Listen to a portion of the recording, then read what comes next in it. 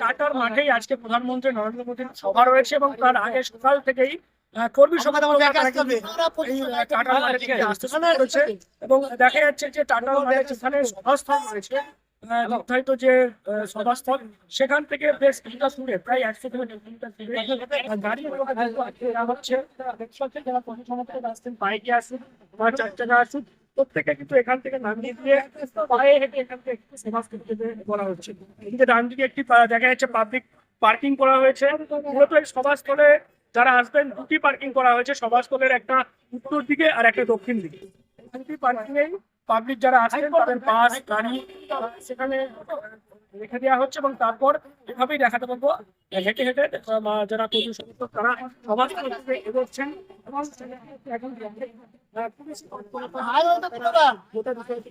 দেখতে পাচ্ছি আমরা নজরদারি রাখছেন, কারণ আজকে প্রধানমন্ত্রীর সময় সেখানে কোনো রকম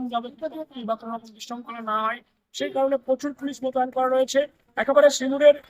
দেখা যাচ্ছে রতনপুর থেকে শুরু করে গোটা জাতীয় সড়কের মোড়ে মোড়ে পুলিশ যেমন রয়েছে, তার পাশাপাশি দেখা যাচ্ছে সভাস্থল থেকে তার আগে সেখানেও প্রচুর পরিমাণে পুলিশ রয়েছে এবং দেখা যাচ্ছে যারা আইপিএস পদমর্যাদা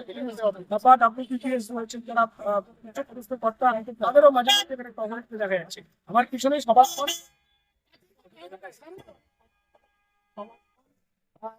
সেখানেই কিন্তু প্রধানমন্ত্রী নির্ধারিত সময় রয়েছে সেই সময়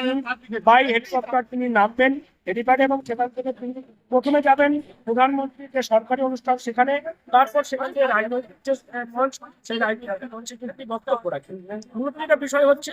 এই সিঙ্গুর যেখানে একটা আমরা দেখেছি জাতীয় আন্দোলন হয়েছিল, তারপর শিল্প এখান থেকে চলে গিয়েছিল আপনারা জানেন টাটা কারখানা, তারপর থেকেই কিন্তু এই সভাকে দেখা যাচ্ছে বরাবরই বিজেপি নেতা তারা বলে এসছেন যে এবার শিল্প হবে প্রধানমন্ত্রীর হাত দিয়ে। এখন দেখার ঠিক প্রধানমন্ত্রী কি বলেন, শিল্প বার্তা উঠে আসে কিনা বা কৃষকদের জন্য নতুন কোনো স্কিম বা কোনো প্রকল্প প্রধানমন্ত্রী ঘোষণা করেন কিনা সেদিকেই এখন নজর রাখতে হবে। আপনার নজর রাখবেন আজকে সমস্ত আপডেট থেকে শুধুমাত্র ইরেন বাংলা সবার